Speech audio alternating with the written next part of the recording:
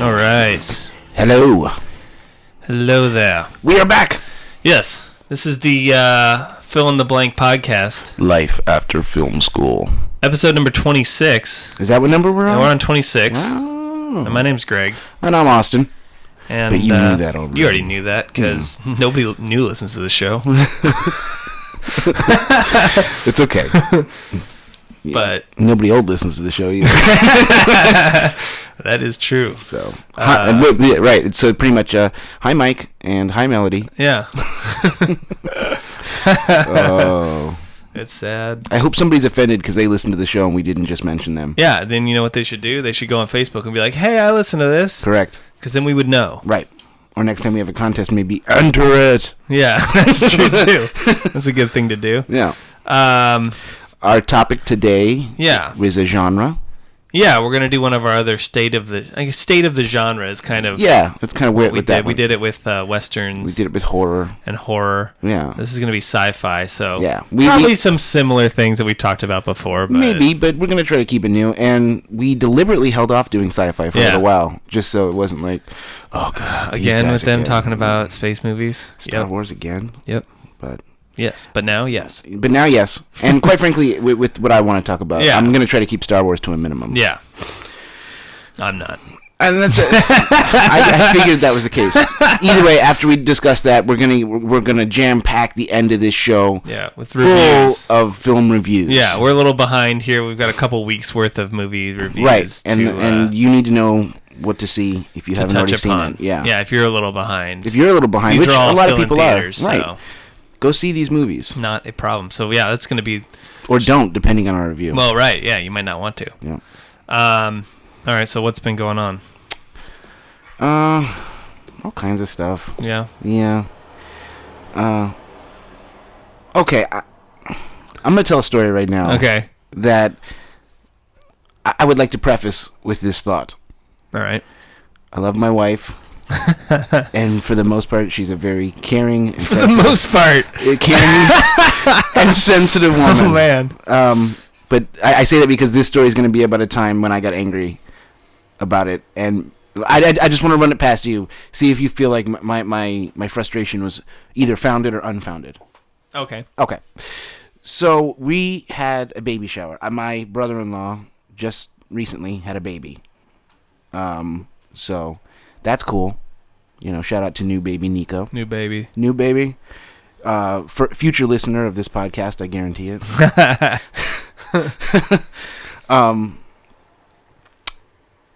But for the baby shower, which was before the baby came, the whole theme was space. Okay. So we were making like rocket ship decorations and my wife and her mother decided to once again bring back this idea that we should set up a photo booth. Now, this has been... It's never an idea that should be I understand that. We have gone over this, my wife and I, time and time again. She's like, we should do a photo booth. I'm like, no one's going to want to use a photo booth. No one's going to want to use it. It's never going to... It's just going to sit there. She's like, no, I want to try it. And I've talked her out of it a few times. And this time she's like, we're doing a photo booth. And I was like, fine. In fact, I support... Rent it? How do you do these? No. Because I'm also planning an event, and there's a million people trying to get me to have a photo booth, and I'm like, no. Right. Don't do it. You want to take a picture? Screw those people. Yeah, if you want to take a picture... People have phones. Exactly. Those are called personal photo booths. Exactly. Have you ever heard of a selfie? It's called a photo booth photo. It's just use your phone. But... Gosh. Jeez. So finally, I'm like, you know what? No. Let's do this. Let's do a photo booth. We'll see how this goes. Because this will settle the question once and for all. Either the photo booth will be a big success. And I've been wrong. And I'll admit it. Yeah. Or I've been right, which is far more likely. And then we never have to discuss. Then we can either do it or we won't do it. It will never be a topic of debate. Either way, this debate will end. Yes. One way or another. Yeah. So we go to work in the photo booth. They come up with the idea of... Did you guys make your own? Yeah. Oh, okay. Yeah, we're just making a backdrop that then people can take pictures in front of. I see. You see what I'm saying? Yeah. So they come up with the idea of, because this is space theme, it should be mission control that you're taking a picture in front of. Yeah. Okay, fine.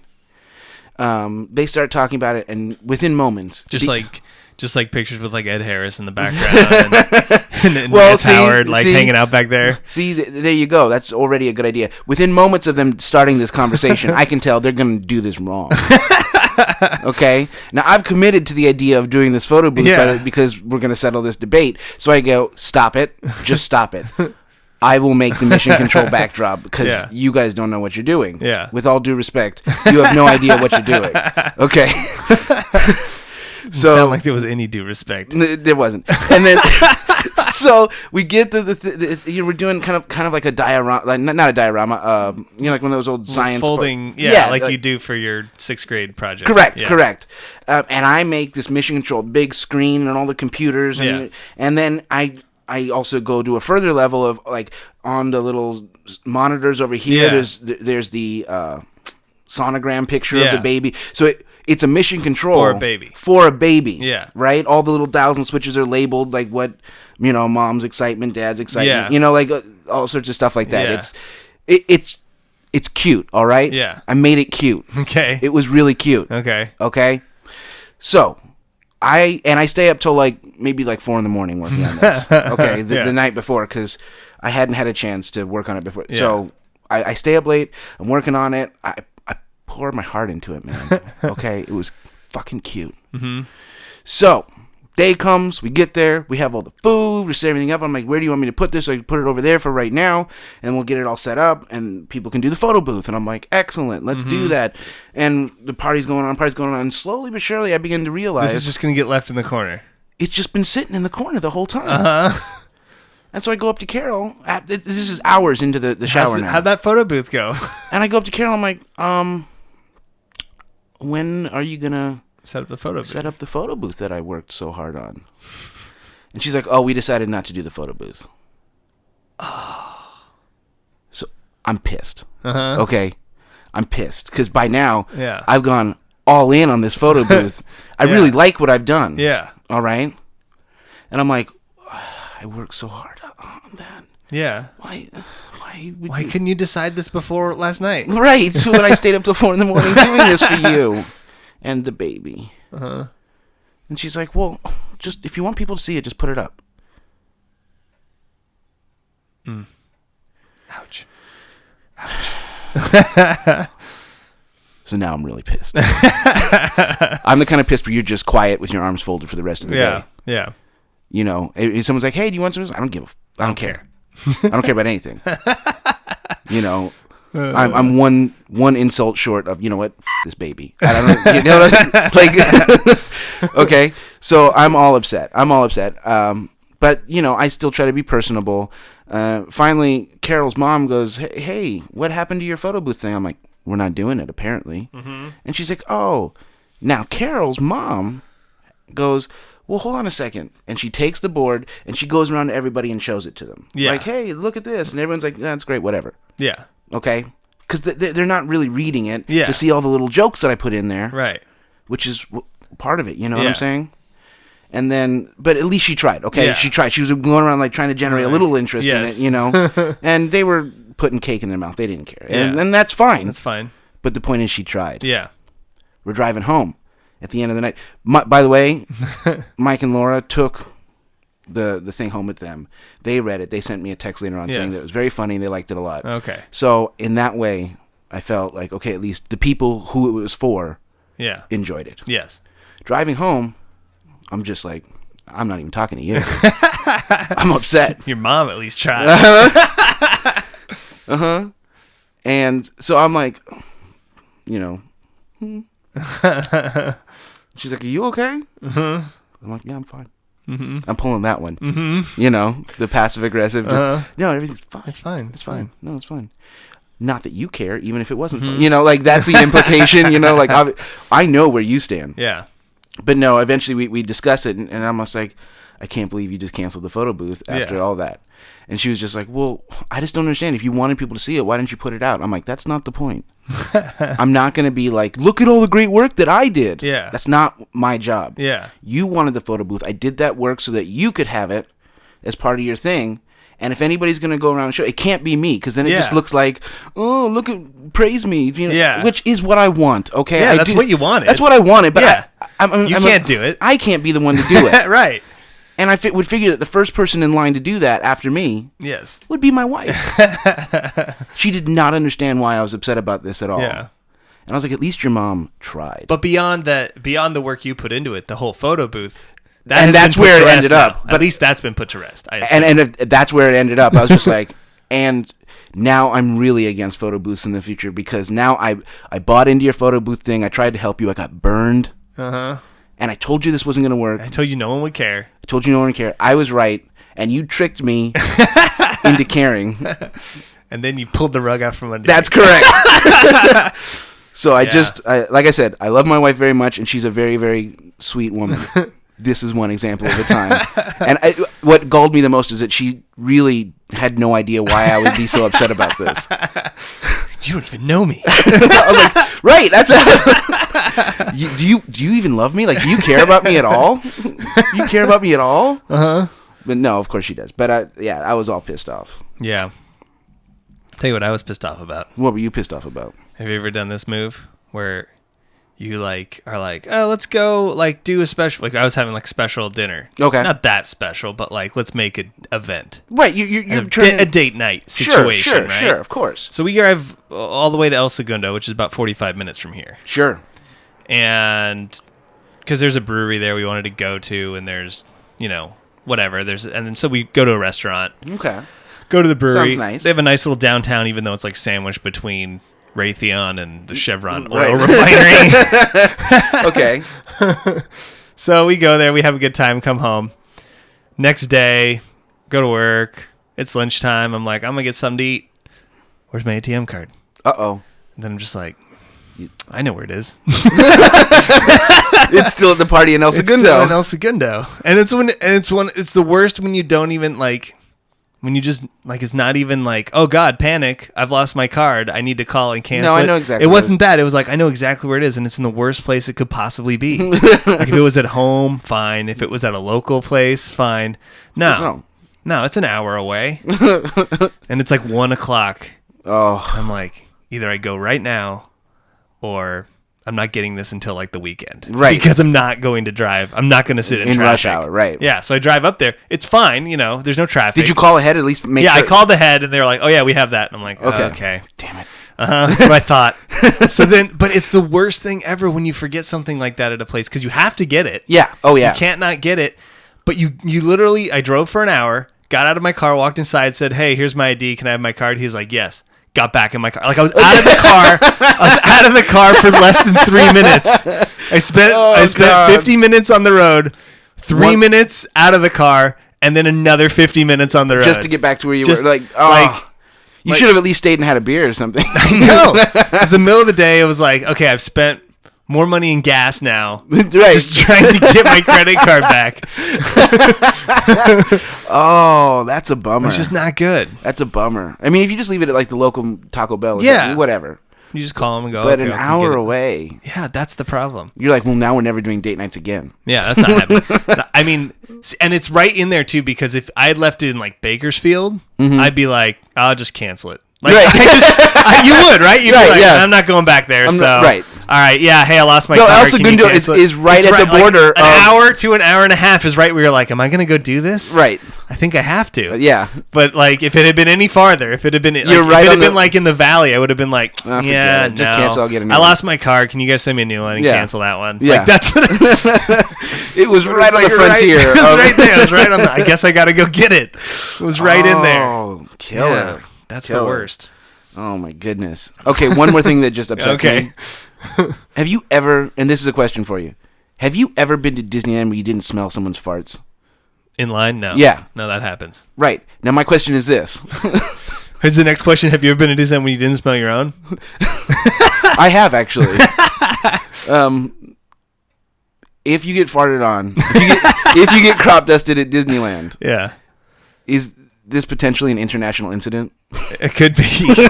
That's true. Like, could you ruin relationship between another country by farting on people at Disneyland? I sure hope so. Because like Disneyland's kind of like the happy UN. Like people Yeah. from all over the world come there. Dignitaries come there. You don't know who's in line with you. Yeah. You don't know whose fart you're smelling, and that's what disturbs me. But the what most. if I get BO crop dusted by Europeans? Well, that's possible too. That happens. Oh, it happens. Yeah. It happens. I just don't like it because you're standing there having a conversation, just mouth open, just like, and all of a sudden, just like mouth open. and all of a sudden, you're just like, no. God. And it's, I don't like not knowing the source of the fart.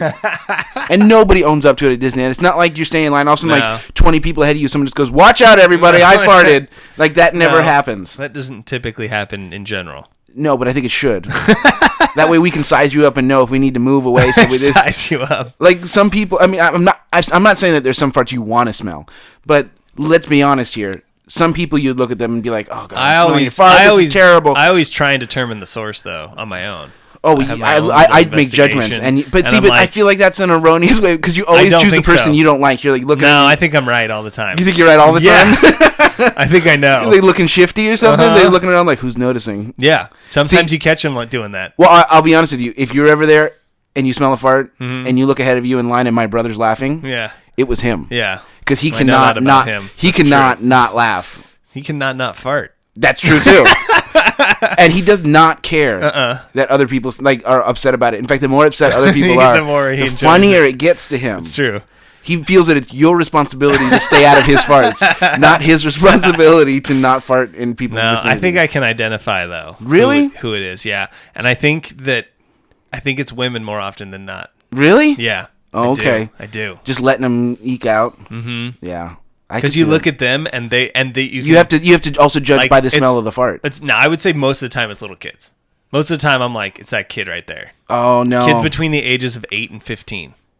Oh, maybe. It's them. Although sometimes you just look and you're like, that guy. But sometimes it's women, and the way you can tell is because they make sure that they're heavily into a conversation, but you'll see the shifty eye come over in the middle of it. Like they're blathering on. They're talking more than they should. They're talking more than they should.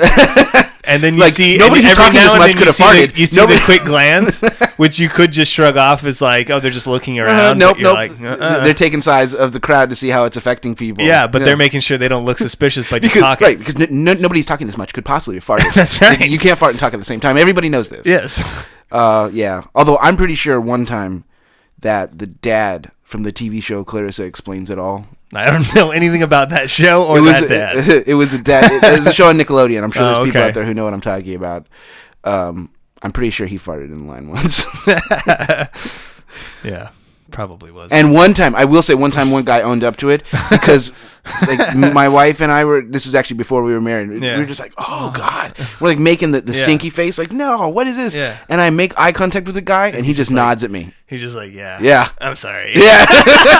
All right, And that's I was good, like, man. I respect you, That's sir. a respectful move. That's Yeah. class move. That's a classy move. Just It be was. like, Yeah. that was me. Yeah, it was. That's my You poo were gas. thinking it was. Yeah, that's my poo gas. All right, let's let's get to our topic of the day here. Boy, we got your topic today. Topic today to tell you.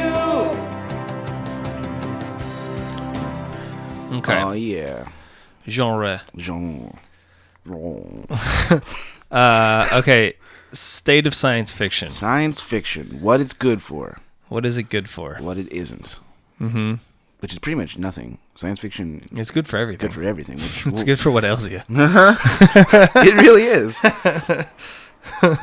But we'll also delineate, hopefully, between what is good science fiction Yeah. and what is not. Yeah. But so let's start with good science fiction. Yeah. My opinion is that good science fiction has either something to say, some sort of, I don't want to say moral, but it has some thought experiment that it wants you to try out. Okay. You know what I'm saying? Mm-hmm. It's like, what if this happened? What would that mean? How would you feel about, you know what I'm saying? Some sort of thought experiment. Or it in some way reflects either our culture or humanity at large. It's like a way to, I don't want to say only criticize, but it's a way to hold a mirror up to society. Yes. Without it just being Without it just being, look at me. Look at Right. Yeah. Which people get sick of, and I don't blame them. Well, they get sick of it, and it's not as easy to take a lot of times. Right, that's the problem. know? Is people can't. They're just like, I didn't want to see that. I didn't need to hear about how bad whatever is. And I hate to say this, but if they had made 12 Years a Slave set in the future, people would have been like, that movie was amazing. Mm-hmm. And there's no reason for that to be, but that's just the way it goes. Mm-hmm. You know, you're like, oh, that was a science fiction movie that had something to say. Yeah. Versus they just did 12 Years a Slave, and you're like, why? I already knew. Like, that's not fair, but it is true. Yeah. Well, that is true. I mean, if you're going to do a historical piece, then tell me something new. Right. Or show me something that's not often portrayed or talked about. Right. Or a new angle on it, yeah. Unlike slavery. Right. Or you can do a movie on slavery, Yeah. but give me something that, give me a way to think about it that isn't just slavery's bad. I know that much. Yeah. Tell me something, maybe make me view it a little different. Well, right. See, I've been saying that Amistad's the good 12 Years a Slave, and that's because, hey, look, this is a courtroom movie. Right. That's about slavery somehow. Right. Interesting. Haven't seen that. Exactly. So do you agree with my definition of what I'm calling good? I think that, especially because obviously the basis for where movies get their idea of science fiction is from literature, and that's typically what classic science fiction literature is always kind of making a statement about the society that the author lives in, or a weird. Yeah, what if? Some kind of weird, what if this was the future? Or what if things worked this way? Or what if a utopia was possible, but here's the ramifications? Right, things like that. Like analyzing... I mean, but even in those what ifs, they're usually analyzing an idea that's floating around currently. And by currently, I mean at the time of its contemporary. Contemporary to the author. Correct. Writer. And a lot of people, I know, they try to act like, science fiction is... a side genre of film, but no, it doesn't have to be because I mean, and it's not even like a new genre. People try to all this science fiction in the past 20 years. Science fiction has been around since the beginning of movies. I mean, if you think about one of the very first movies ever made was Le Voyage dans la Lune, the George Méliès movie, just from the Earth to the Moon. You know what I'm saying? So science fiction has been around since forever. It's just like westerns. It's a genre that's been around the whole time. Right. And I think the reason why you're saying we're not going to talk about Star Wars a lot is because Star Wars is almost better classified as fantasy. That's exactly what I was going to say. Yeah. Is that although Star Wars has some, and we'll get to that, but it has some things to say. It's like you said, it's better classified as science fantasy. It's more about the myth and it's more about ancient. It's more historically based, really, as far as the history of myth. Yes. Than it is about you supposing an interesting thing. Some of the prequels actually get into more classic science fiction in a way. Yeah, in a way. Where George Lucas is actually trying to say something about society. Right, about democracy, about dictatorship, about all that stuff. Yes, exactly. But it's more of a fantasy to me than it is correct, which is why it definitely merits talking about, but there's other examples of what we're defining as good science fiction. And then that's something that's also interesting is that, a lot of times people say sci-fi fantasy. They like to throw them together. Right, and I think there's a difference. I do too, and I think that fantasy is not necessarily constrained by... It can do some of the same things as science fiction, absolutely. But it doesn't have to. If you look at good examples of fantasy, Lord of the Rings, they have stuff to say. They have, they're trying to say something about the nature of fellowship and brotherhood and all this stuff.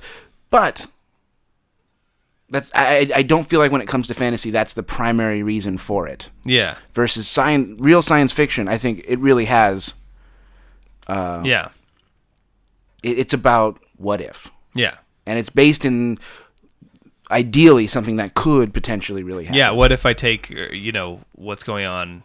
Like, you could make one today that was like, hey, the government's spying on you. Let me take that to an extreme. Correct.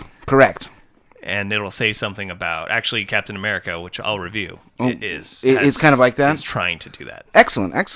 The one interesting thing that I thought about sci-fi is that it can literally span any genre. You can have science fiction westerns, you can have science fiction romances, you can have science fiction musicals, you can have it doesn't matter. I mean, there haven't been very many sci-fi musicals, but it is possible. Science fiction is really a catch-all for not now. Yeah. But kind of now. You know what I'm saying? Yeah. Just to give one or two examples of kind of, in case you're wondering, what do you mean it has something to say? Yeah. Some examples that maybe you haven't thought of, because I know when we say sci-fi, you think Star Trek, you think Star Wars. Yeah. And actually, I argue that Star Trek does fall under what we're talking about. Because Star Trek does, absolutely. Because if you go back... Especially the show. Yes. Because, not necessarily the J.J. Abrams films. No. But the other movies do. Yes, and the original TV show, and I would argue the Next Generation. And I didn't watch a lot of the other ones after that, but I'm sure they did too. Yeah. The whole point of that show was to talk about current events and current ideas in a way that was palatable for everybody. Yeah. You know, they were able to get away with the first interracial kiss on Star Trek because it was science fiction. It was an alien instead. Right, yeah. Stuff like that. I mean, I think the easiest to understand what we're saying as a contemporary example would be District 9. District 9 is a fantastic example. I was actually going to use the original Godzilla. Oh, okay. Because I think the reason I would call that a contemporary example. Okay. As one that's like people, from the last couple years is what I'm saying. Right. An easy one to understand what we're getting at. No, but I'm talking the 1954 Godzilla. Yeah, I know. Oh, okay. Just because that movie, like a District 9, was taking things that were bothering people who lived, like either in South Africa they had to deal with apartheid and the unfairness of that, or in Japan the fallout from the Hiroshima bombs, and there was a boat that got irradiated afterwards during the Bikini Atoll tests and stuff. So they're dealing with that fear of the atomic bomb. Yeah. And out of that is born this idea of Godzilla, this unstoppable force that destroys everything. It's pretty easy to see where that's coming from. Yeah. Now I feel that part of the reason that people dismiss, the same way people kind of dismiss nowadays video games, but comic books, fantasy, they throw sci-fi in there too. It's for kids, it's for young people, it's for nerds, and that's not necessarily true, but they say that people feel that way, or that it's a lesser form of entertainment. It's kind of trashy. Yeah. And I think that unfortunately comes from that wave in the 1950s of just like Earth versus the flying saucer. Yeah. The ants are coming, or whatever. Whatever. All those, but really, if you actually study those films, those are all a reaction to the Cold War. The Cold War, yeah. They're also our version of fear of the atomic warfare and stuff like that. Yeah, well, and you have like the ones that like The Day the Earth Stood Still, and like the really critically acclaimed ones that are really not, on paper, not that much different than. No. Yeah, maybe they had better talent, or they had better talent, and they had Robert Wise directing. So you got exactly, but it's on at the base level, it's the same thing as Giant Moths Attack. Right. Whatever. And just like people try to pretend like nowadays it's, people are just going out of control with the sci-fi because you can envision whatever you want. That's been going on since the beginning too. Yeah. I challenge anybody to go back and look at Metropolis and be like, how did they do that? Yeah. Because that movie's out of control too. Yeah. But yeah, and I think the sci-fi genre deserves more respect than it gets. Yeah. Just like I feel like horror should too. Unfortunately, both sci-fi and horror and fantasy have a subgenre to them. Which are what, bad movies? Yes. Yes. Bad versions? Yes. Yeah. And when they seem frequent in these genres. Although I wonder if they're really any more frequent than they are in other genres. No, I don't think so. But there's like a whole. Well, I guess that's true in other genres too. I feel there's like a whole B movie like cult following. People like the kind of trashy. Yeah, because the problem is that you have when you go with like a drama or something. Mm-hmm. It less of those get made. Yeah. So it's harder because they don't make money. Really, right? Like they really compared to an action film, a sci-fi film, or a comedy, they don't make money. Right. So it's harder to get them made, I think. Yeah. Whereas it's easier for me to go pitch, well, I'm going to blow up the White House. Okay, great. Yeah, everybody wants to see that. Yeah. Of course. But in general, you have, bad sci-fi movies. And these are the sci-fi movies that have nothing to say. They're just about like, oh, look, spaceships. Mm-hmm. And maybe I'm wrong on this, but don't you generally find those to be less satisfying when you go see them? Yeah, I don't feel like there's really any movie that doesn't have anything to say, but when they're not... Really? Have you seen Oblivion? That's true. Oh, you're right. I forgot about Oblivion. I don't know what that movie was trying to say. I don't know either. And I feel like I maybe got what it was trying to say, and I didn't like what it had to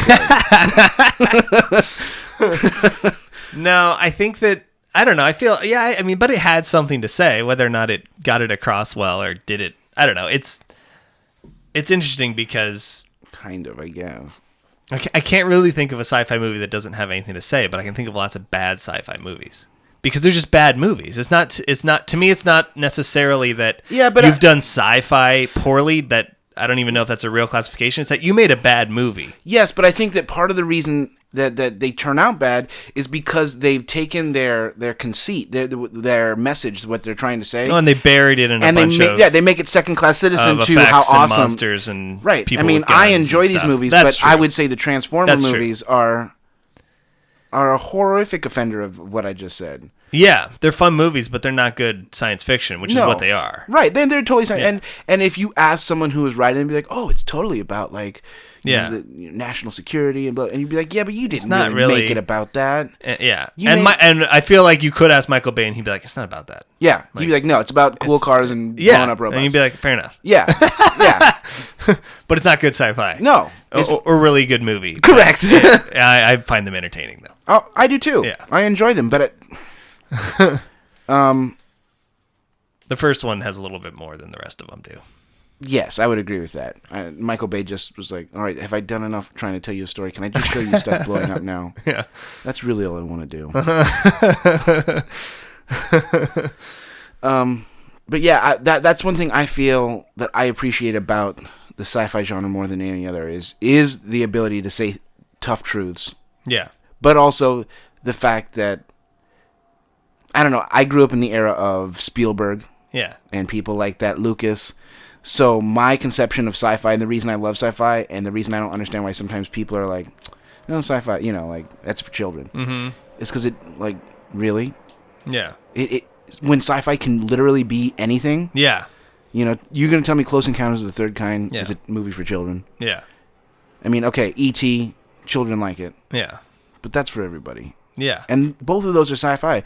They're not like spaceships and fast cars and whatever. It has one little sci-fi element mixed into a completely normal world. But with a message that's very... Yes, and that's front and center. Yeah, yeah. Those might be my favorite style of sci-fi, where you're kind of just dropping one drop of sci-fi into a normal world. I really like that. I like that too when it's done. Those ones are hard to do right. Yeah, I mean, Super 8 tried. Super 8 did not do it right, in my opinion. Super 8 did it right until the last 20 minutes of the movie, in my opinion. Yeah. Where they're like, and now we're friends. And then he takes off. And you're like, wait a minute, what? Yeah, but because of the last 20 minutes, when I watch that movie again, I'm like, you're just trying to copy. Like for the whole, definitely is. Like the whole, once you've seen that it's not going to end satisfying, then you're like, well, this is just you trying to copy Steven Spielberg. It totally is that. And you're not succeeding. Well, see, and that's where you have to, you run the risk. Is he emulating or homaging Steven Spielberg, or is he copying it? And the only difference is how successful you are. It's true. That's true. If it came out great, then it's an homage. Right. And it didn't, so to me it's copying. Right. So yeah. I don't know. Then of course you always have what I like to call I know sci-fi. Now what about what? Just because you have a few examples of sci-fi that, because the one thing about science fiction is that you can get weird. Yeah. Yeah. Okay? I mean, you can, because you're going places that are imaginary. Yeah. Talking about like the Never-Ending Story. Oh no! I guarantee you, That's I will more fantasy. never talk about the Never-Ending Story. Oh, you'll never be talking about that? I will never be talking about that. Okay. I do not want to talk about that. I do not like that movie. I would call that fantasy. You can throw that in with the Sandlot of movies that people of our generation love that I don't. That I do not, and I don't understand why they do. Okay. Okay.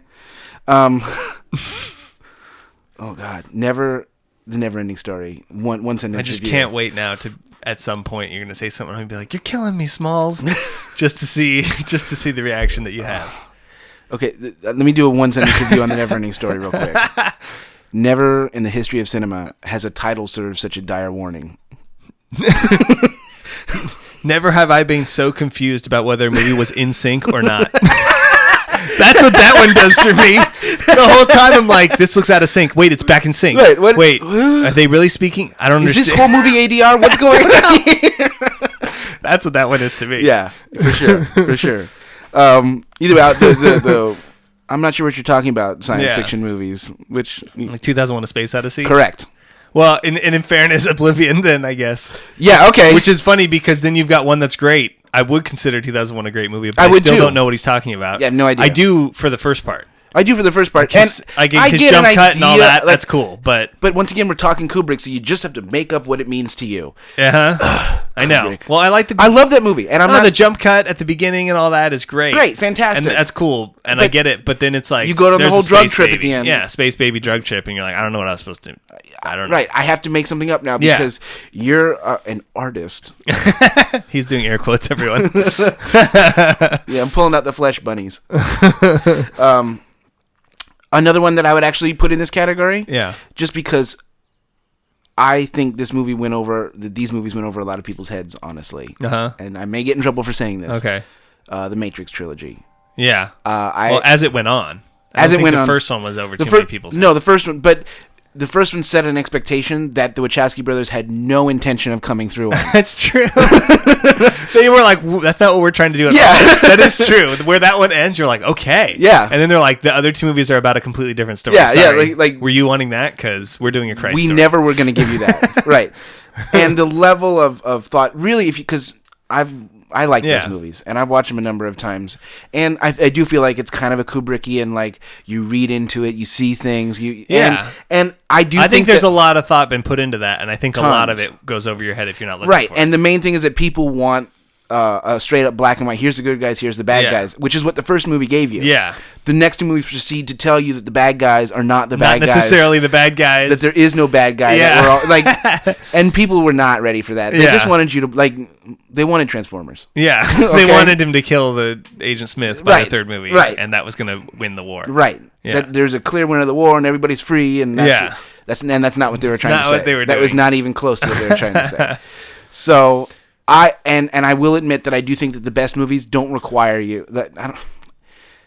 Yes, the best movies don't require you to watch them about 80 times Yes, and that's really true. analyze That's them true. and figure out You don't have so to that you watch can Close enjoy them. Encounters a number of times Right. to get what he's getting at. Now, if you do, you will gain levels. there's to more, it. yeah. Yes, but you don't have to enjoy it. Yeah. So I will say that, okay, I understand why people are against the Matrix movies because they're Yeah. not. But if you do watch them with some thought, There's more to be had. There's an amazing amount of stuff, Yeah. and really, all three of those movies are quite good. I heard they might be doing another 3. Oh, really? Yeah. Well, I'll go see those.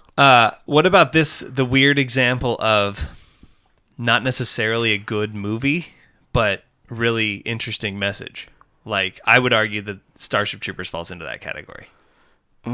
Starship Troopers is a really good. Well, just because it's making fun of propaganda movies. Yeah. Like it's ostensibly, one could argue it's- that it is a movie made for the people in the movie. Yeah. It's a very meta movie. Yeah. Like that's what they're trying to, a propaganda for the people who live in that world that's in the movie, Yeah. which is no one's gonna get that. But Paul you Verhoeven. can get it. But Paul Verhoeven, he grew up in like Nazi Germany, kind of controlled areas. So that's where he's coming from with it. Which is very And you're obvious like, when you watch that movie. I Like, know. he remembers the Yeah. propaganda from Nazi Germany. And he so remembers, it becomes actually a very interesting concept for a sci-fi.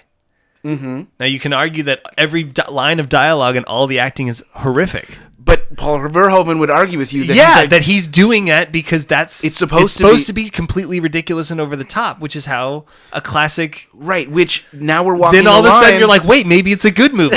Like, right now so- we're walking the line between, like, if that wasn't his original intention when Yeah. making the movie, then that man is a genius for figuring out that Exactly. he could say that later on. And but then you also go, well, this movie also has 25-minute scenes of just bloody, gory action that don't really. But that's what I know. that's what it's about. Yeah. What makes me question it? Okay. Okay, what makes me question this thesis Whether of he his really was Right. doing that or not. is watching any of his Well, other movies. RoboCop's got some of that. I don't think it's as well executed, oddly enough, as Starship Troopers, which is weird to say because Yeah, I people know. would argue that that's a better movie. I don't know that I would. I wouldn't, but lots of people have. Or nostalgia Total for Recall. It's just, if you look at his movies, all his movies have something. He's trying. I think he's trying. That's why. Because if you look at all his movies, which are mostly sci-fi films, he's always got a very good kind of sci-fi concept that he's basing the film around. Right. He just may not be the best with varying filmmaker. degrees of success. Yeah, with sometimes not good success at all. Yeah. No, I agree with you. But I mean, and that's, I think, one of the biggest risks of doing science fiction. Yeah. Is the fact that you have to convince people of way more. Yeah. Than you do when you're just doing a drama. There's a whole beginning to doing a drama where we just need to meet the characters and we need to make them likable. We don't need to make the world make sense to you. Yeah. Versus in The Matrix, we're going to spend a whole movie just explaining how this stuff works. Yeah. And then 2 more movies tearing that down. And like the other thing I would say about sci-fi that we haven't yet touched on that I think is unique to that genre is that they are really the only genre that can tackle the biggest issues, period. They can tackle issues like the meaning of life and things the meaning of life, and is there a God, and what's your purpose, and is freedom of choice something that exists, and like they can go for these huge issues that if you tried to make like a contemporary drama, people would be like, wow, someone loves themselves, like someone thinks they're the greatest person ever. And I've seen those movies, and you're like, well, yeah, you feel like the filmmaker's just a douche, that you're just like, oh, look at who thinks they have the greatest, like, oh, your opinion matters. And that whereas when you couch it into science fiction, you can actually deal with that issue. Yeah, it's like the spoonful of sugar to help your medicine go down type thing. Yeah, what's that one I'm trying to think of? There's that Christian Bale sci-fi film that was a real small film. Equilibrium.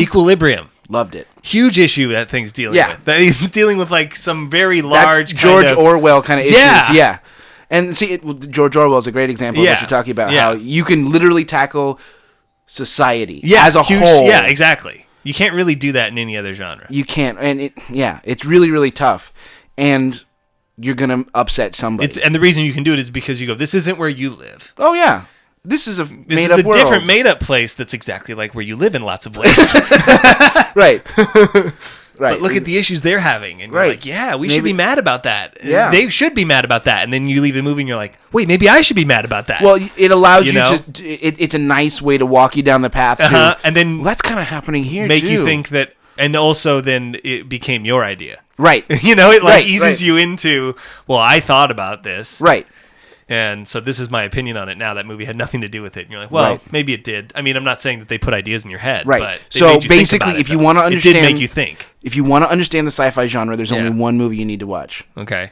Inception. Yeah. Inception is a movie about the sci-fi genre.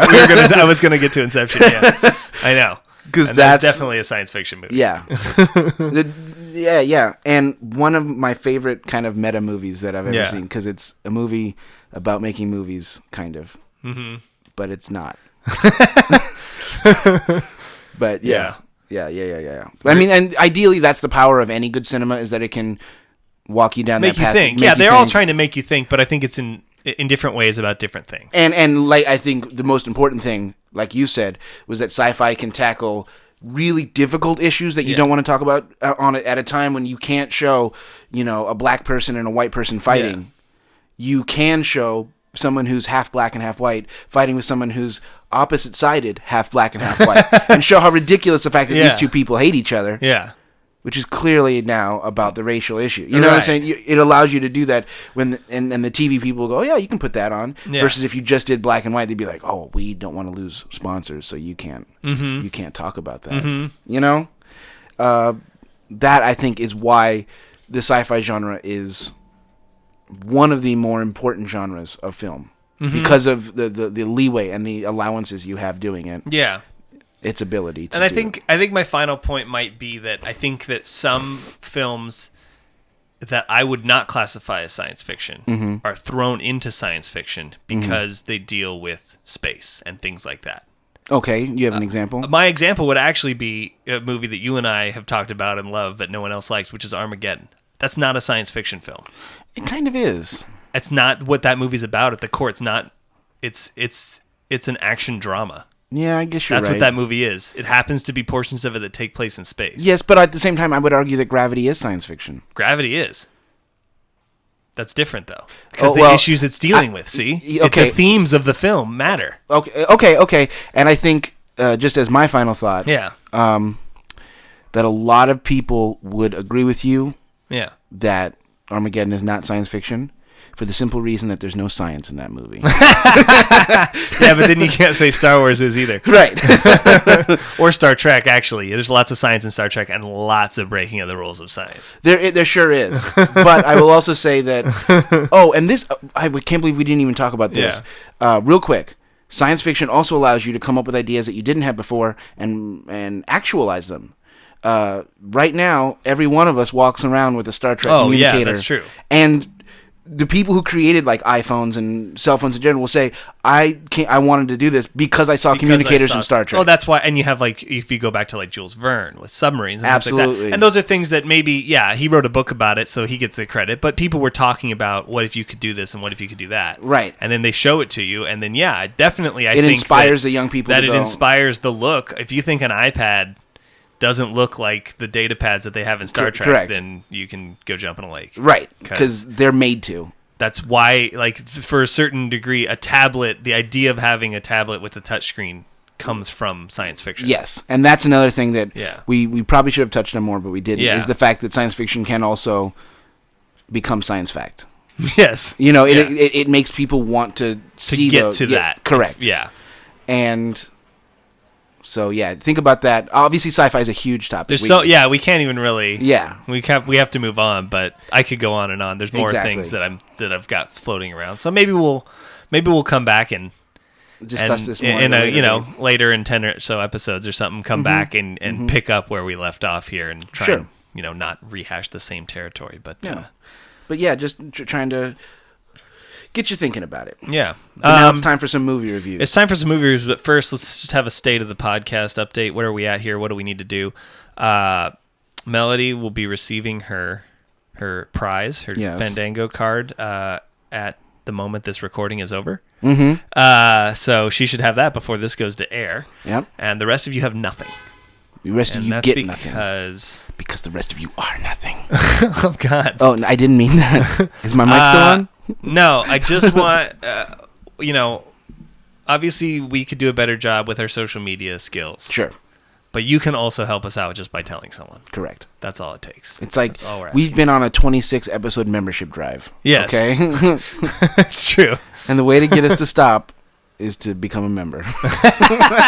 That's right. Just like a normal membership drive. If you want KPCC to stop calling you, right, you have to just join. You have to just give in. We're not going to give stop into bugging it. you until you give in. And I know that you're listening, so you're already a member. So just go tell somebody. Just go tell someone. Get one person to be a member, and then we'll get them. We're going to badger them. We'll make them. Yeah, we'll make them do it. One person. Once you've gotten one person, feel free to ignore this. Right. And then that person can be the one who listens to us, but just badgering you to tell friends. Go get one person to listen. Yeah. Or make a nice, or you know what? If you don't want to personally talk to someone, you tweet about the podcast Sure. or Facebook something about it. Hey, I like the part of this podcast. You know, if you do something specific, then people are like, oh, I want to go hear that part. Yeah, go hire a skywriter or something. Oh, that'd be great. Go hire a skywriter. Yeah. Fillintheblankfilms.com is what you'd want to be writing. Yes. Just so you know. Just so you know. And if you don't know, most of the podcasts and updates are found at facebook.com/FITB Podcast and youtube.com/FITB Films. And of course, everything can always be found at fillintheblankfilms.com. Correct. Yeah. Okay, now let's talk some have movies. some movies. This is movie review. See? A plus. Yeah. Okay. See? Yeah. All right. So it's been, I don't know, it's been almost a month since we did our last podcast. So, and we're starting to get into the movies, into of the flow of year. things of the year. Although there's another lull right now, which is actually okay with me. Yeah. What do you want to touch on first? Well, my first movie, I was just going to kind of go in chronological order. Yeah, and we'll keep these brief because we've got a bunch to get through, but yeah. Yeah. My original, my first one on my list is The Grand Budapest Hotel. Okay, let's talk about Wes that. Anderson's new film. Just basically running down the categories. Yeah. Yeah, we've got our plot, character, music, and tech. Right. So, plot, basically... I give this movie an A+. Overall. I think Wes Anderson's interesting because some people just do not like it. Yeah. And I'm like, all right, I get that. I get that. If you haven't liked his previous movies, don't bother with this. Right. You're not going to like... This is Wes Anderson doing Wes Anderson. And he's getting more and more Wes Anderson-ish as he goes. Like, it's getting more extreme. So pretty soon, I'm pretty sure that Wes Anderson will just release a photograph. If you thought Rushmore was good, but then you didn't like... Royal Tenenbaums, right? Then you will hate this. Yes, because it's getting even more and more. In my opinion, his best film since the Royal Tenenbaums. Yeah, I mean, I'm even a person who likes The Life Aquatic and movies like that.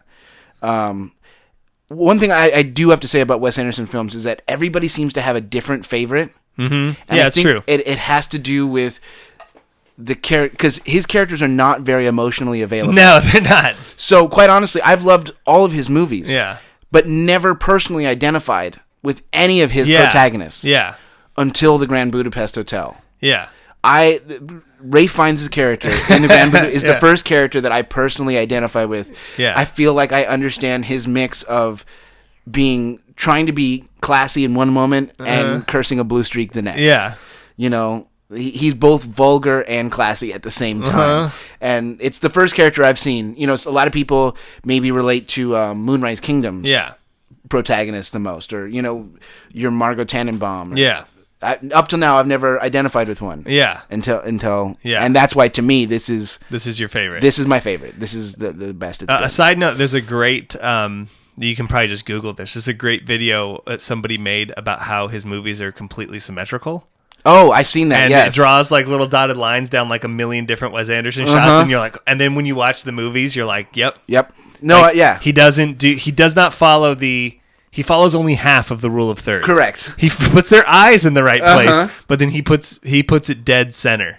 And that's what creates that kind of awkward. But that's why they have that weird feel to them, because of what he's doing with the images. And I love in this one especially like the super like not that great looking, but somehow perfectly stylized of like the special effects and stuff. stuff. Yeah, like the tram going up the station. Yes. Like it's obviously a miniature and it's not even trying to look like it's not. The toboggan ride. Yeah, the toboggan ride. Like they don't look good on purpose, but in a way that perfectly fits his weird, quirky world. Correct. Yeah. Correct. It's like we've gone into stop motion animation. Yeah. Which works. Yeah. No, I liked it a lot. I give the plot an A-. Okay. Because it was a little bit... There's a couple things I could nitpick. I'm not going to, but the movie was so damn funny. It was hilarious. Did he just throw my cat out the window? Like, and when you see the picture of the cat, I know it's gonna be the funniest thing you've ever seen. It was definitely, I think, the funniest one of his movies. Oh yeah, I laughed harder at many more things. And at the same time, it was probably one of his more violent movies. Yes, it was more. There's more cursing in this movie than there is in almost. And there's actual like blood and stuff. Yeah. But I didn't know Wes Anderson could use bad words that well. Yeah, like, you know, the closest he had come was the whole Coltrane conversation from. Oh yeah, the Royal Tenenbaums, which is the best scene in the entire movie. He's only gotten, I think, sharper as a writer. But, you know, I don't know that he could write for anyone else. Oh no, like he has to. No one else could make what he's writing because you have to be him to pull it off. You have to be him, which is why I understand that some people won't like this. No, and that's why I think that's also why he gets an interesting. He always has a different kind of. Yeah, there's kind of his players the actors that always come back. Right. But he always kind of has some interesting different actors because I think actors are like, I want to try out one of these. Yeah. You know. Yeah. I want to. A lot of people have done these. Ray Fiennes was like he's born. Oh God, he's so funny to play a character in a Wes Anderson. He perfectly gets. Yeah. The way that you say Wes Anderson lines. Yeah. My all-time favorite line in that movie, quite honestly, was by Adrian Brody. He gets called like a whole series of homophobic slurs. Yeah, and he just pauses and looks at him, deeply hurt. It says, "Well, now how's that supposed to make me feel?" It's right. If you like that kind of droll humor, this is the movie for you. No, it's good. What'd you give the plot? I give the plot an A, straight A. And then characters, I gave an A. Yes. I gave the characters an A plus just because what we just talked about. Musically, I went B. Yeah, musically it was B. It was fine music. It was fine. It was standard Wes Anderson stuff, but nothing really stood out to me. With the exception of the little yodeling thing they had at the beginning. Oh, yeah, that's good. Which was good. Yeah. It wasn't... But you're not going to go back and... No, and I do have to say that people who understand the history of cinema will appreciate the changing aspect ratios of this movie. I know, they were all over the place. It's true. They were in the aspect ratio that was most popular at the time that the movie is taking place. Yes. It's true. And then I gave it an A+ for tech because Yeah, I consider that to include not only his stylized effects, which I think are perfectly fit, but also just his visual style. Yeah. It's so unique, and if you don't like it, I get it. Like I said, don't go see it. But I give it an A+ for making me love how bad the special effects were. Like, they were perfect. Yeah, and just the color palettes that he uses yeah. and the textures that he uses Absolutely. and costumes and things. He just has such a thing. Right. It's so unique. So I gave it an A overall. I gave it an A+ because it's my favorite of his movies. Yes. And so, so our recommendation for the people would be, if you haven't liked his movies, don't. If you have, you'll love this. Right. That's what I would say. Yeah. And if you've never seen one, this is a good one to start with, because this is funny. Because it's hilarious. Yes. Yeah, it's the most comedic. Yeah. But he is kind of collapsing into his own little dollhouse style. He is, and I like it, though. Yeah, I know, I love it. Okay, so next up on my list to review is, I don't know that you've seen this one. The Muppets. No, I did Wanted. not see the Muppets, but you go ahead, take it away. Okay, so in terms of the plot of Muppets Most Wanted, I give it a B. Okay. Just because it was there, and they were just like it. To me, it earns a lot of points for just as soon as you start the movie. They don't even waste any time. They go right into a song, and the whole song is just, we're doing a sequel, and it's not going to be as good as the last one. Okay, that's good.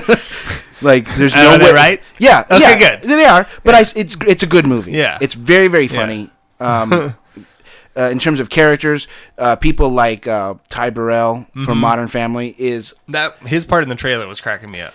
He's really one of That's because I like that eagle, and that eagle doesn't get used very much. Yeah, well, he's all over this movie. In fact, Ty Burrell and the Eagle sing one of the funniest songs in the whole movie. Okay, they're both very, very good. Yeah. Of course, the Muppets are the Muppets. Yeah. If you don't like the Muppets, then you should shut this podcast off right now. Yeah. Because we don't want you to listen. Okay. I don't want you to listen. I do. I think you should. I just love the Muppets so listening. much. Just keep listening. Don't listen to him. Don't listen to him. Just listen. Okay. I don't love them as much as him. I just like them. I love them. I will say that. Ricky Gervais is fantastic in this movie. Tina Fey was good. Like, all the human people were good. The focus was more on the Muppets. And the new bad guy, Constantine, who looks just like Kermit the Frog, was funny. He had my favorite song in the whole thing. Okay. Which is just a whole song about how he's going to give it to you. All right. So, if you want classic Muppets humor, it felt like a classic Muppets movie. Yeah. It felt like it wasn't as good as a sequel, but they acknowledge in that opening song, the reason you loved the first movie so much is because you weren't sure if it was going to be good, so when it turned out to be good, you were so happy. Yeah. And now you know that it can be good, so you're coming into this one and you're like, it better be good. Yeah. And there's no way that we can live up to that. Yeah. So I just like the fact that they went ahead and just acknowledged that that's right good. off the bat. Okay, so let's run down. Yeah, character. Characters I just said I gave a B+. Tech, I'm giving an A because it's the Muppets. They do what they're doing, and you get to see even more Muppet legs in this movie than ever before. So overall, I gave it a B++. This movie is the kid who in class who got the 89.5 and is arguing that it should be an A- and not a B+. No. And I'm like, no, it's a B+. No, sorry. Yeah. 90 is an A-. Okay. You got a B+. This movie is that guy. Okay. My next one on the list would be Noah. Yeah, that was next to my list. Did you see Noah? I did not yet. Okay. I keep trying to, and things keep happening. Because we've been talking about it. Yeah. I liked it despite, like... I was like, everything I've heard, I've read the graphic novel version of it. And everything I read in there and everything I've heard about it makes me think this is the movie, the Bible movie. I was skeptical for a number of reasons because it's this. So how much of this? How can you make this go for 2 hours? It's a pretty simple story. It's like a paragraph in the Bible. We're dealing with not one of my favorite directors. Right? See, at all, which we've also discussed. But that was what got me. When they showed huge battle sequences in the Ark and storms, and you're like, oh God, Michael Bay and Jerry Bruckheimer are at it again. Yeah. And then at the end it was like, directed by Darren Aronofsky. I was like, wait, what? Now I'm interested. Yeah. I would say that, oh gosh, I don't know who to recommend this one to. This is a tough Pretty much one. for me, right? I think that if you're if you like Darren Aronofsky, go to this because I don't think it'll be what you expect. I think should the Bible people have a problem with this movie? They shouldn't, but they will. Okay. They will. Okay. So if you're a super Bible-y person, maybe don't. You're probably going to have problems with this. But you shouldn't. Yeah, because what he's done, I think, is take I think he thought the same thing. I think he thought, oh, it'd be great to do a movie about Noah and the Ark. And then he went, there's not enough material there. So how can I make where things end up in the Bible and how things start in the Bible? Let me fill in. And I know 3 things that happen, but I have 2 hours. Right. So let me fill in with ways how we to get there. Like the way that story ends in the Bible is some weird stuff with Noah getting drunk. And that's true. That's in the Bible. And his kids like doing bad things and one of them leaves and all this stuff. Right. Well, that doesn't explain how they got there in the Bible, really. Right. So he's come up with very interesting, in my opinion, motivations and storylines as to how to for get his family as to how they get to there by the end. Uh-huh. And so he's staying true to what happens in the Bible in that sense. But there's giant rock people, and when the rock people became a permanent part of the story, that was when I knew I was going to like this movie. But I mean, they are the Nephilim, right? Because he's telling you like he starts off obviously with like some weird, it's kind of corny, like that's the other thing, it opens not great. Like it opens with like some text on screen about in the beginning and some really weird snake special effects and some Adam and Eve stuff, and you're like, this is feeling super corny and not that good. And then he turns it around though. But see, okay, and here's my only defense for the movie, having not seen it, because I have heard a lot of reviews of it in which the Bible people are like, well, he made Noah like kind of a mean guy. And, I like that. And Noah's supposed to be a nice guy. I'm like, says who? It doesn't say that anywhere. It doesn't say that anywhere in the Bible. And on top of that, you are talking about Old Testament. Yeah, there's nothing nice about anything that happens There's nothing in the Old nice Testament. And they're like, well, God wasn't forgiving. I'm like, have you read the Old Testament? Yeah. God is not a nice person in the Old Testament. And if you really read the Old Testament, it reads like Lord of the Rings. So don't tell me you can't have rock people. This is a world before rainbows, okay? No, and I think that's definitely one of the interesting things is like how he portrays like the cities and things, which technically there shouldn't be any cities, but because it's before everything's destroyed, that stuff can exist, and it's interesting, and it's going to all be washed away anyways. Right. And he's got giant rock people who are like angels who helped people and got in trouble for it from God. Right. And Which that is... in the Bible. And so it's great explanations of, well, how did just Noah build the ark? Well, he had these giant rock people. Well, of course he did, because he couldn't have done that himself. Who could lift trees and build it. Right. And like, where did he find all the trees? Well, God, he had a special plant from Methuselah, and it grew a whole forest. I'm like, this is great. There's all sorts of cool stuff. Do they explain the number one question I've always had about Noah and the ark? What's that? Which is how you put all these animals on a boat and they don't eat each other. They do. Okay. First of all, he plants this. I'm gonna spoil. I've seen that they explain how he was able to gather 2 of every animal. They just show up. Okay, here's a bit of a spoiler alert. So if you're planning on seeing this and you're not Austin, turn it off. Right. He gets this special seed from Methuselah, who's his grandfather, who lives on this mountain by himself, and he plants it, and it basically in the middle of dry, like no man's land, and it forms a spring, which this huge forest, which he gets all the trees from, grows out of. But all these little river tributaries come off of it, and they travel out, and that's the animals, when they see it, they know to come. But the people see it too. That's awesome. Isn't that cool? That's awesome. And so they come 2 by 2, and they just get on, and then they have a special like incense that puts all the animals to sleep. Like in church. Yes. They basically make them all sleep so that they hibernate, basically. Oh, of course. Like, that's a pretty easy explanation, especially when you can do anything you want, because it's like you can make Well, I just want to look at the Bible and say, why didn't you think of that? Why didn't you give us that detail?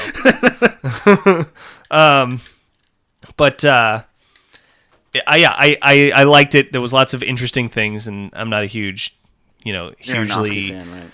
religious person, but I found that interesting. I gave the plot a B-, because again, he still is. He does suffer a little bit from the fact that there's really not a lot of story. Right, okay. But I think he did interesting things with the characters, which I gave also a B- because some of the acting is questionable. Okay. Russell Crowe's great. Jennifer Connelly's great. It's just like some of the stuff you're like, okay, it feels very cheesy. Yeah, it's cheesy done well though. Okay. Like like I'm gonna like it. You're gonna like it. Like it's done well, but then when you really think about it, you're like, that was kind of super. Like, really, that's what you said? But at least So like, I gave it a B-, but I did like you were saying people were angry that Noah was a mean person. I was like, this is great because he basically realizes that he's the one who's been selected to do this. Right. This part I do know. And he thinks to himself, he's struggling with it, and his conclusion is that he doesn't want any humans to survive. Well, obviously that's not what God wants. If he did, he would have more than just my family survive. That's right. And so Yeah. Noah's looking at it going, okay, well, my kids, none of them are married, and my one kid's girlfriend can't have babies, so this is great. We'll all just die, and Right. that'll be the end of man, which is what God wants. Right, because And we so have when messed he's- everything up. So when he's introduced with things that Contradict change that. that, Yeah. he has a reaction when you're talking about someone who, speaks to God, basically. Like, Right. Like, and is doing what God wants. Right. In his mind. That part I do know, and that So was the I part like that I was that. like, that's brilliant. Yeah. I gave the music an A, really interesting score. I Okay. liked it a lot. Tech B+, for the most part, great special effects. The animals, like the rock people are great. And when they're like getting killed, it's so awesome. It's the best effect. It's the best effect of all time. Like it might be at this point my favorite effect of the year. But the animals when they're getting on, some of them don't Well, and look that they great. don't do 100% today's animals, do they? No, they this have movie- they have dodo birds and stuff on it. I'm like, yes. Okay, because my understanding is that he totally embraces evolution in this movie. Oh yeah. Well, I guess Because basically he acknowledges that there's a lot of extinct the animals. 7 getting on. days Yeah. that God created the earth is not like 7 days. He doesn't of Noah. really make a statement one way or the other. Oh, okay. But so I gave it a B. Okay. I think it's interesting, and that was bound to happen. It happens every episode. It still scares me Uh-huh. every time. It still scares me every time. Okay, what else do you have that you saw?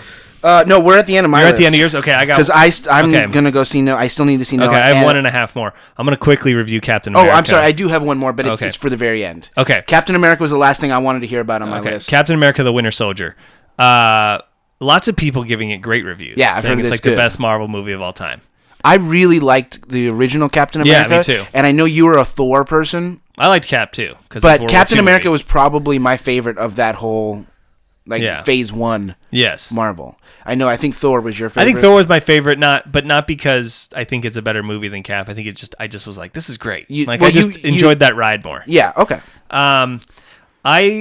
And Cap's not really one of my favorite. No Marvel characters are my favorites. Let Right. me just get that disclaimer out of the way. I agree. That's why I think I enjoyed Captain America. They actually made me like Captain America. Yes, they did do that for someone who really and I have didn't to know say, much about Captain America. made me like Chris Evans. Yeah. I mean, He's not happy with playing Captain America. I read about. Oh, really? He's so over it. He's like basically like, I'm only going to direct as soon as I finish my obligation to Marvel. I'm never going to act again. That's what he said. I was like, whoa. Oh. He's like, I'm sick of playing the same character every movie. And I'm like, well, you signed up for a 7-movie deal, dude. Yeah. He's like, I know I shouldn't have. I'm getting paid though. No, I give the plot of Captain America and it's tough because it's a comic book movie. So it's like, Right. I don't want to give it an A, but I'm giving it an A because it's trying. Okay. And it's the first Marvel movie to try.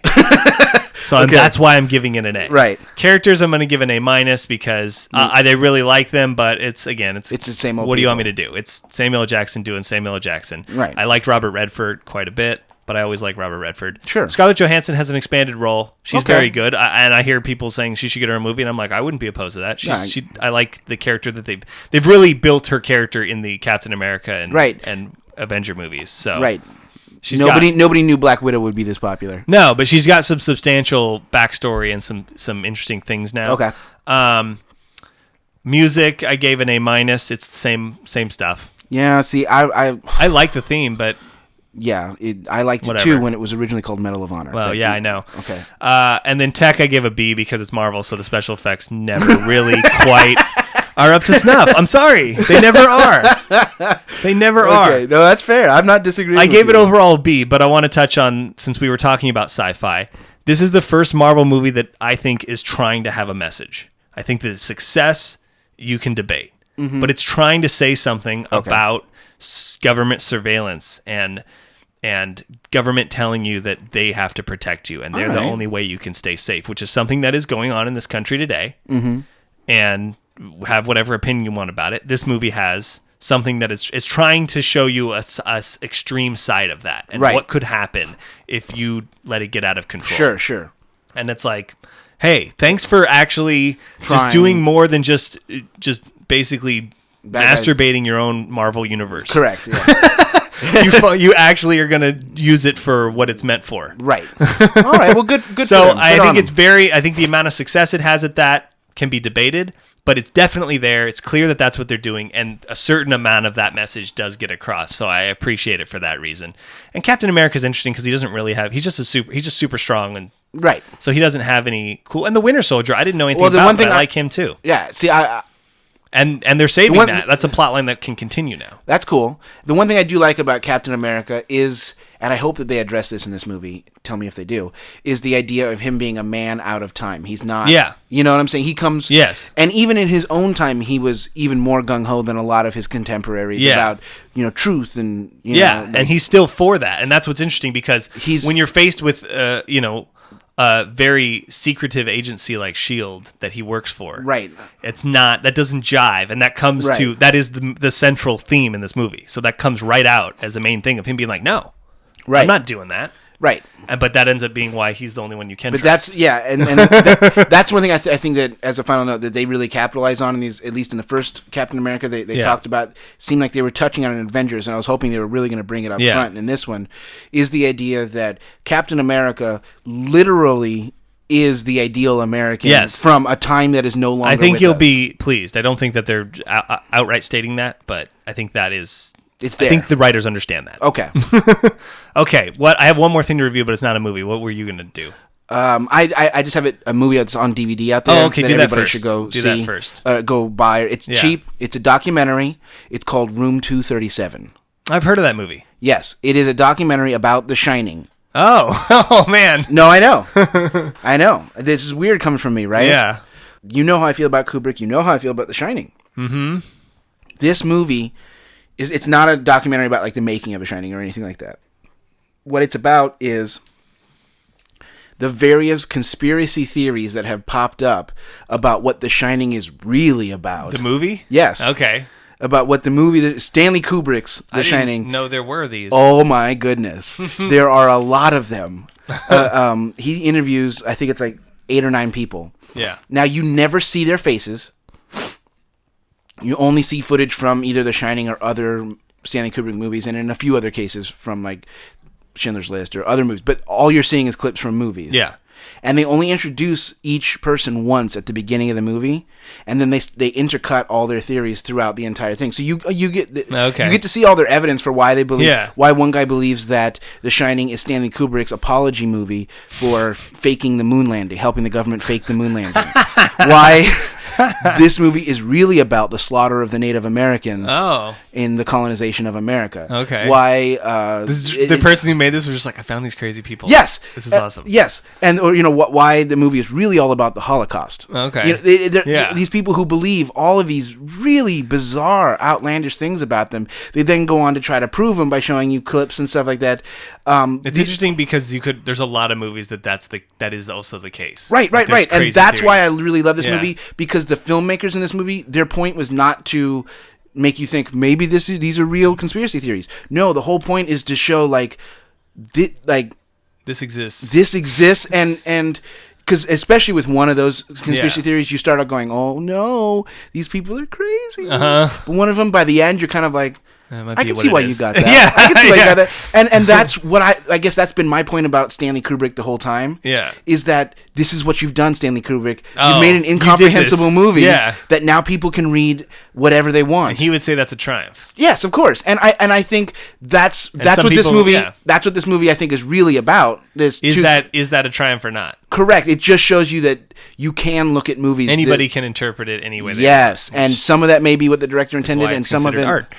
Yes, and it demonstrated rather than tried to tell you that sometimes you read too deep into movies. Yeah. You know what I'm saying? It was one of the best examples That's a of good that deal. that I've Okay. ever seen. Room 237? Room 237. It's named after the room in the movie The Shining, Okay. where all the crazy stuff happens. Okay. But go check it out. It's a Interesting. fantastically made film. And watch the special features, too, because there's like a panel with some of these people. Mm-hmm. And one of Stanley Kubrick's best friends, who's still alive, who's like the real-life Captain Jack Sparrow. Okay. He's a bizarre man. And then every time they bring up one of these conspiracy theories, he's like, no. That's not it. That's not what he was doing. Nice. Okay, yeah. Check that out. Go check that out. I wanted to just finally, I have not done a TV review, but last night I saw a great TV show that I was like, I have to talk about this because it was so good. It's a 1-episode review we're having here. There's only been 1 episode. Okay. But I finished it and I was like, God dang it, I haven't seen a show that good in so long. Okay. Fargo on FX. Oh, I wanted to see that. I'll just run down my TV review for it. I give it talent A+. Oh, I've seen everybody goods on it. Yeah, it's Martin Freeman, it's Billy Bob Thornton, it's Oliver Platt. Yeah. Keith Carradine, Hanks. Colin Hanks. Yeah. Like Oliver Platt wasn't in the first episode, but he was in like the. I know that he's going to be in yes. it. Yeah. So A+ because it's great people and they're at the top of their game in this. Mm-hmm. Tech, I give it an A. It's great. It looks like it feels like you're watching a movie. Okay. The first episode's like an hour and a half, and we were just like, dum-da-dum. Oh, God, it's 12:30. Oh, okay. And then entertainment value A+. Like, it was so damn good. Okay. It was so well written. Billy Bob Thornton is just knocking it out. I was like, man, I haven't seen you in a while. This is the best. Right. Okay. And Martin Freeman was cracking me up. Okay. And he's doing like it's everybody doing that Oshkosh accent, which is even funnier. Like except for Billy Bob, of course. Right. Because he doesn't. But Martin Freeman doing it was cracking me up just because you know what he actually sounds like. Yeah.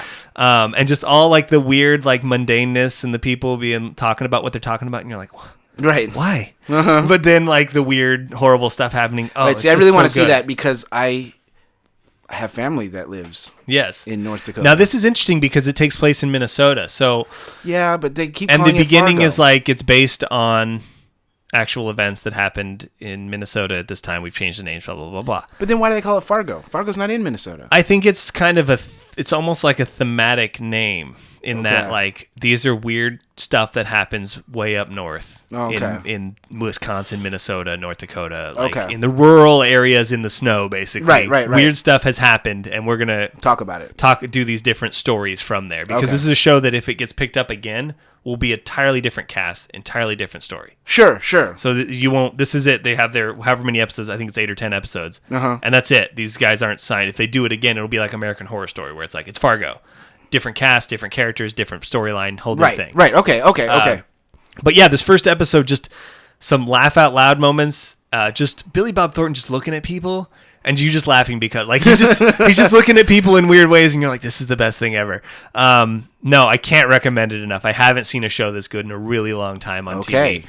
So I've seen 1 episode, and I'm demanding that everyone watch it. Okay. Because that's how we rate these. Either watch it, give it 3, or don't bother. I'm saying watch it. Gotcha. Excellent. So that, I believe, is it. We've gone a little bit long, but you know what? We had a lot to talk about. I just don't care. Yeah. Oh. So okay. You should tell your friends, like we've said a number of times. I'm going to keep saying it until it actually happens. Yeah. Because basically, if all you told your friends, we'd have twice as many listeners, but we don't. Yeah. I can do simple math. Yeah. So, or as they say in England, maths. Maths. Yeah, the mathematics. All right. We will see you next time for episode 27. Yes. Have a good whatever span of time until the next one. That's right.